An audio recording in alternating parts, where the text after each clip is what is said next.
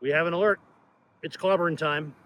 Uh, And this is a Drafthouse Diary for Wednesday, July 30th, 2025, when we came out to the Alamo Drafthouse at Littleton's Aspen Grove once again to see Marvel's Fantastic Four: First Steps. Oh.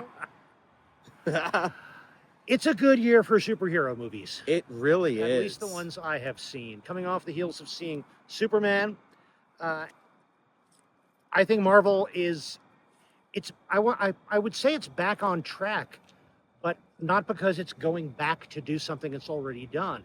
It's back on track of being innovative and doing new things.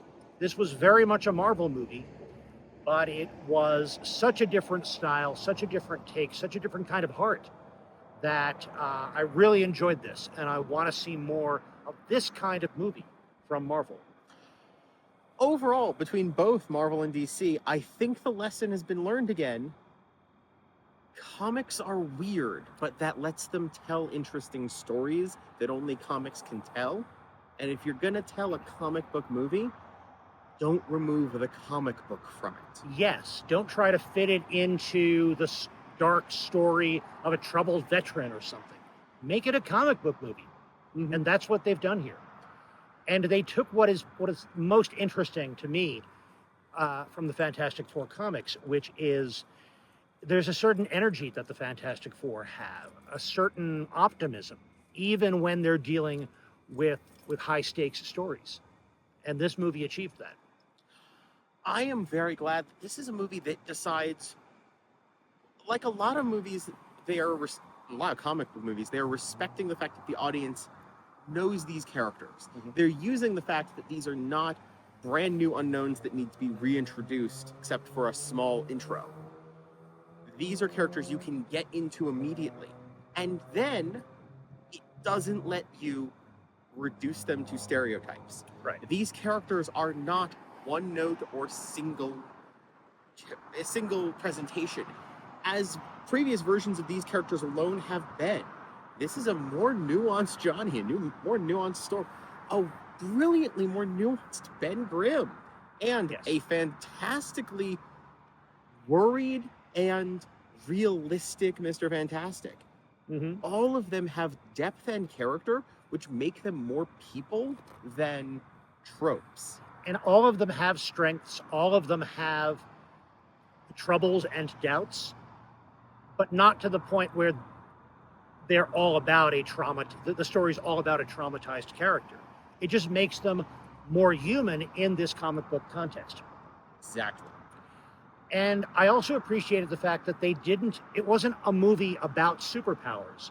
They didn't overuse effects to show characters using their super abilities. They, of course, used them and we saw them and the effects were fine, but most of the movie was about them making choices and figuring things out and working together and being a family. And it was a movie about family. A lot more of its, digital effects and everything are used to create the fantastical worlds instead of the fantastical abilities. The retrofuturistic designs are everywhere and they are blended very seamlessly into the environment, as well as the cosmic unknowns. There were sections of this film that reminded me more of the film Interstellar, because it decided, we're going to show you space, and we're going to show you a space that is chaotic and crowded and full of light and energy in a way that film can do. And it was beautifully done here.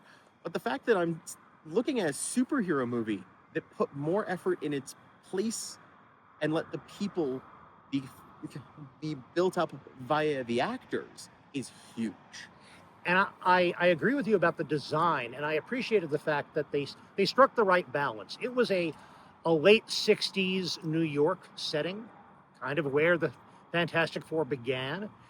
And the technology was elevated by the presence of super geniuses like Reed Richards. And yet it was an elevated version of 60s technology, of computer programs on magnetic tape and audio being recorded on transcription discs. everything just a little more polished, a little more, oh, imagine if we could have the best possible version of the technology we have. It was a 60s view of that.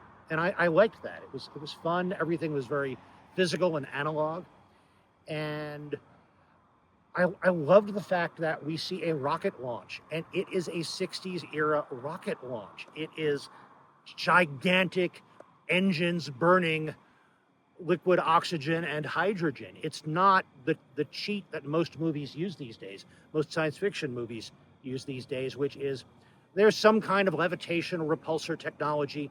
Things can just lift off, and then something glows in the back, and off they go. No, this was a rocket ship, and I like rocket ships. And yet, this is a Marvel film, and there were elements that I feel were easily designed to click into the rest of Marvel whenever they want to do so. Certain elements of character design, certain elements of their space and cosmic design reminded me of previous pieces of their own design language before, which means if this version of certain characters shows up elsewhere, they will stand out, but they will not clash with the heroes we've already come to love. Yeah, this was explicitly a different part of the Marvel multiverse than the Avengers stories and other Marvel stories that we've gotten. But it was this was an example of how I hope Marvel uses the multiverse. We don't need a multiverse in which the story is about the multiverse and the stakes are the fate of the multiverse, and we've got characters crossing over left and right and interacting that much. I want to see more use of the fact that there is a multiverse, which means we can tell self-contained stories and not worry too much about the continuity that has already been seen in another set of stories.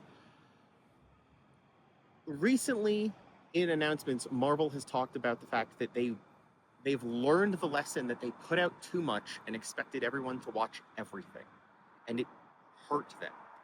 And I think they're learning from their comics again that the better thing is to have a grand variety with a bunch of separate lines. Let people find a line they love and follow it. Trust the audience to find what they like and tell you. And then, if you want to have everything collide in a big ball later, everyone will be excited, and plenty of people will say, oh my goodness, I didn't even know that was happening over there. Let me go back and learn it now. And I feel like they've finally understood that we can make movies that tell separate stories, and if you don't watch it now, you'll come back to Disney Plus to watch it later. Yeah. And yet I say, go watch this one now. Yeah. It's great. Yeah, it definitely pays off seeing it on a big screen. I don't like to make too many Oscar predictions, unless I do want to make Oscar predictions. This is not necessarily a prediction, but I would really like to see this movie get some design nominations for costumes, for production design. It was innovative, and yet it was respectful of so many influences that came before. I'll make an Oscar prediction. If Moon Knight and Mr. Fantastic wind up in the same room, Pedro Pascal and Oscar Isaac are going to do amazing stuff. These two characters, they could work really fun next to each other. Anyway. And it was a Marvel movie, so we did get a post-credits scene, which teased a future movie. But unlike some of the Marvel movies' post-credits scenes, it didn't feel like I was being assigned homework. It was back to, a little hint of something else cool to happen. I'm not getting my hopes up too high about Avengers Doomsday, but maybe they'll learn from the success of things like this and Thunderbolts to pursue that approach to movie making. Here's hoping. Other parts of our trip to the Alamo, I do want to tell you about those, but first, if you're enjoying this, please click the like button, and if you want more Drafthouse Diaries as they come out, please click subscribe and that notification button. The pre-show was a good pre-show. It was a combination of Fantastic Four related things. We had a bunch of things referring to other versions of the Fantastic Four. The 2005 movie, including a commercial from Greece, I believe it was.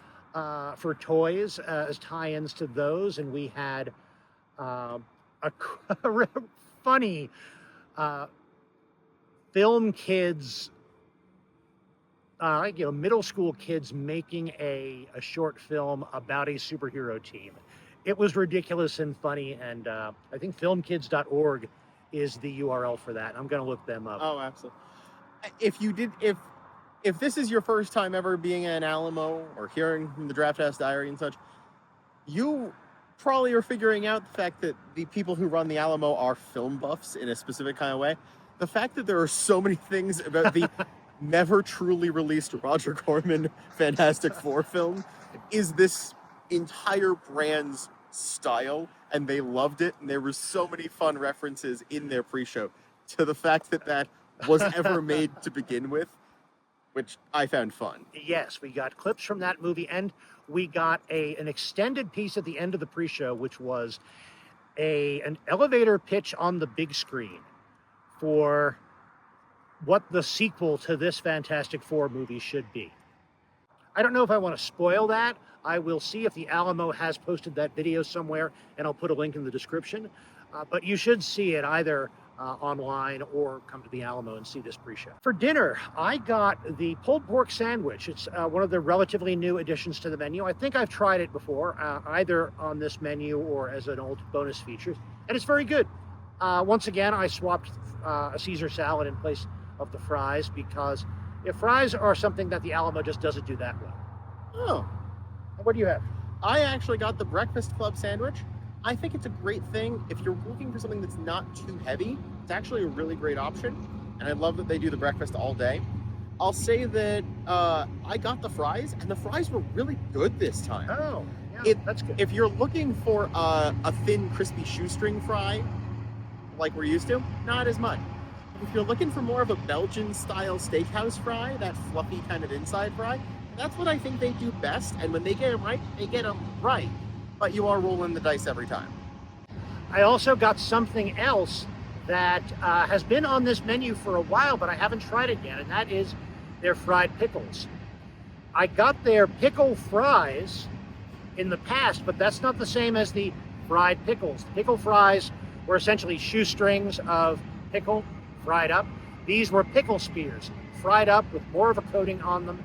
They were maybe a little bit heavier, but they were a better balance of flavor. So I think the current version of the fried pickles are better than the old pickle fries.